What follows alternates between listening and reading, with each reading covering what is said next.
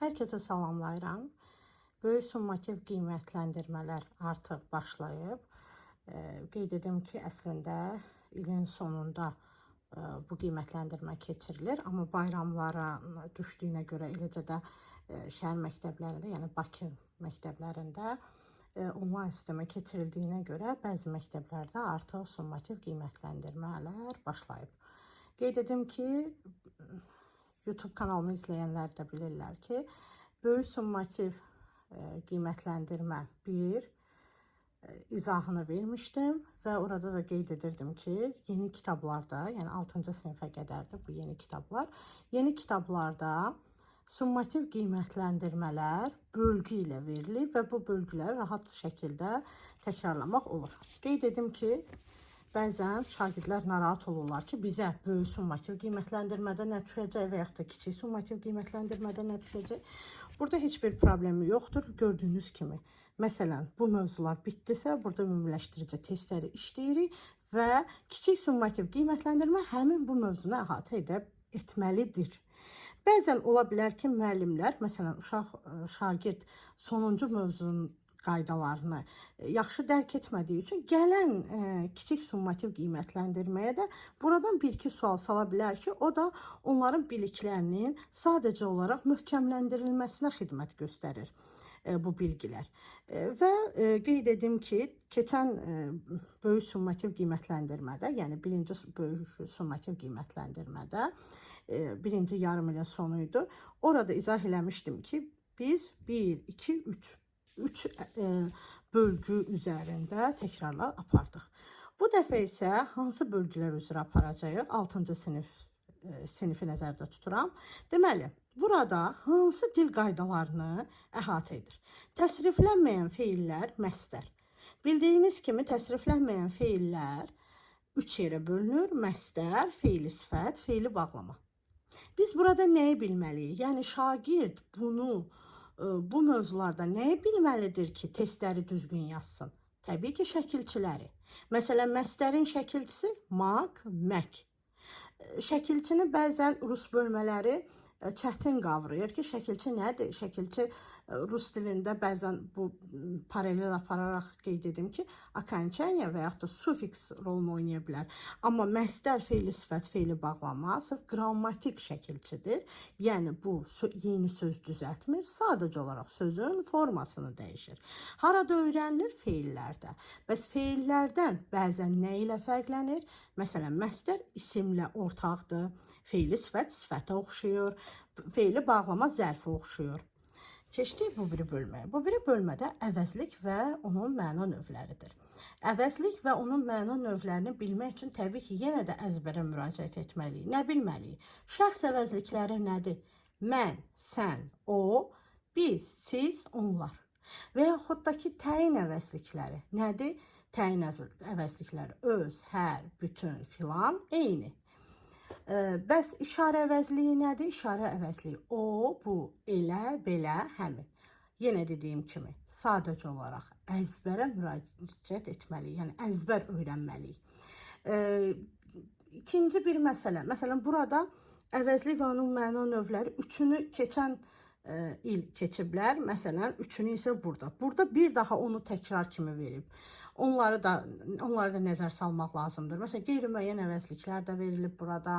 Qeyri-müəyyən əvəzliklər adından da məlumdur ki, neopределенные, yəni bilinmir. Hamı, hər kəs, heç kim. Sonra gəldi bura, ismi və feili birləşmələr. Bizdə nə demişdim mən? Qeyd eləmişdim ki, ismi birləşmələr və feili birləşmələrin əsas və aslı tərəf var. Əsas tərəf ikinci tərəfdir. Biz bu əsas tərəfindən müəyyən edirik ki, bu ismi birləşmədir, yoxsa feili birləşmədir. Məsələn, tutaq ki, yazıram burada, nə yazıram? Yazıram bura, birinci tərəfə asılıdır. Asılı. Məsələn, gözəl qız. Qız nədir? İsim. Bu ismi birləşmədir. Burada təkcə isim olmur. Feildən başqa bütün nitq hissələri ola bilər. Əsas nitq hissələrini nəzərdə tuturam. Köməkçi nitq hissələrini nəzərdə tutmuram. Əgər köməkçi nitq hissəsi olarsa, o söz birləşməsi deyil. Məsələn, sənin kimi. Sənin kimi, kimiz, kimi nədir? Qoşmadır. Kak mənasını verir. Rus dilində bunu oxşatsaq, poslilog, bizdə predlog, daha doğrusu rus dilində predlogdur. Bizdə predlog olmadığı üçün, sözdən sonra verildiyi üçün poslilog gedir bəzi kitabların izahında. Deməli, sənin kimi söz birləşməsi deyil. Bu sadəcə olaraq söz və qoşmadır. Burada söz birləşməsi üçün leksik mənası olan, məsələn, götürək, edəndə, məsələn, gələndə. Qız gələndə bilirik ki, feili bağlamadır. Feili bağlamanın mütləq şəkilçilərini öyrənin, onu da əlavə sizə göndərəcəm. Gələndə, anda, əndə şəkilçisi. Anda, əndə şəkilçisi feili bağlamanındır. Bu da oldu feili birləşmə. Deməli, bu oldu ismi birləşmə, bu oldu feili birləşmə. Yəni, ikinci tərəflə bilmək, tapmaq lazımdır. İsmi birləşmələrin müəyyənlik və qeyri-müəyyənlik bildirməsi. Biz burada nəyi bilməliyik? Yəlik halı bilməliyik, bir də qeyri-müəyyən yəlik halı bilməliyik. Qeyri-müəyyən yəlik hal nə sualına cavab verir, amma ora biz ın, in, un, ün şəkilçisini artıra bilərik. Məsələn, qız qalası, sı mənsubiyyətdir, mənsubiyyətdən öncə yəlik hal gəlir. Xəzər dənizi, Xəzərin dənizi demək mənasızdır, olmaz demək. Amma ora artıra bilərik. Keçdik bura.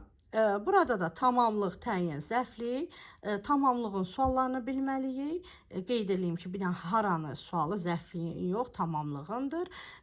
Məsələn, hallar hətta nə ola bilər, nə qeyri-müəyyən təsirli halda. Məsələn, mən su içdim. Su nədir?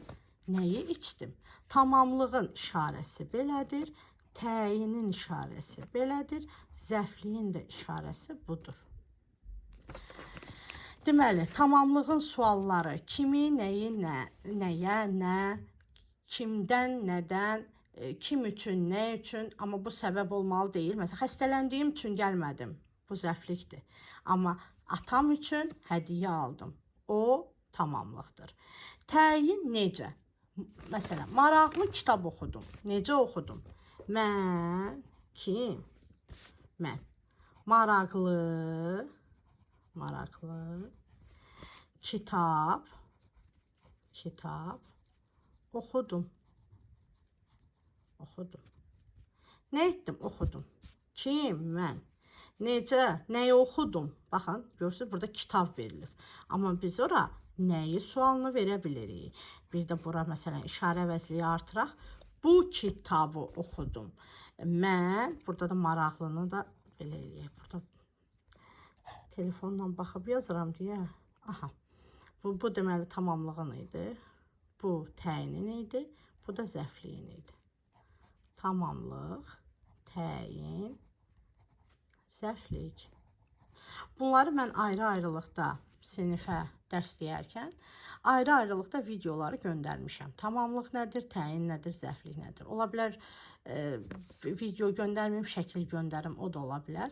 Amma daha çox, məsələn, görəndə ki, şagirdlərin çoxu gəlməyib, video çəkib göndərirəm ki, yaxşı qavrasınlar. İndi baxaq, mən müftədadır, padlijajı, skazoyma. Birinci buradan tapın, oxudum, kim, mən. Nəyi oxudum? Kitabı oxudum. Necə kitab oxudum? Maraqlı kitab oxudum.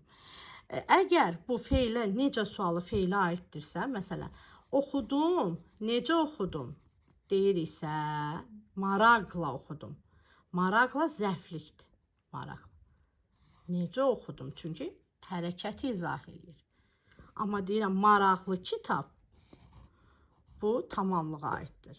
Və yaxud da maraqlı kitabdır, xəbər də ola bilər. Skazuymu da ola bilər. Amma baxırıq ki, kitabdır, ismi xəbəri izah edir.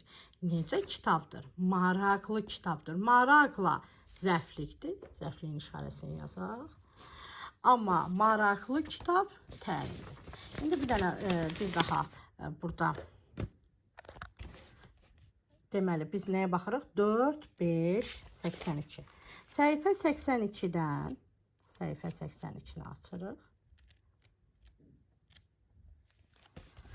Qaydaları təkrar etmək istəyirsinizsə, bu mətn mövzulardır. Mətn mövzularını şagird necə işləyir? Mətn mövzularını şagird il boyu bu bacarıqlara yiyələnir. İstənilən mətn düşsə o yazmalıdır. Yəni əgər o bacarıqlara sahibdirsə, yiyələnibsə, təbii ki, onu yaza biləcək. Bir də mütləq burada sözlərə də fikir verin ki, ola bilər hansısa sözün izahı verilsin və o izah həmin bu bölmədə olsun. Məsələn, Nailə görürsüz təsriflənməyən feillərdir. Məsdər, mən burada sizə rahat olsun deyə şəkilçiləri də göndərmişdim. Bir daha göndərərəm şəkilçiləri.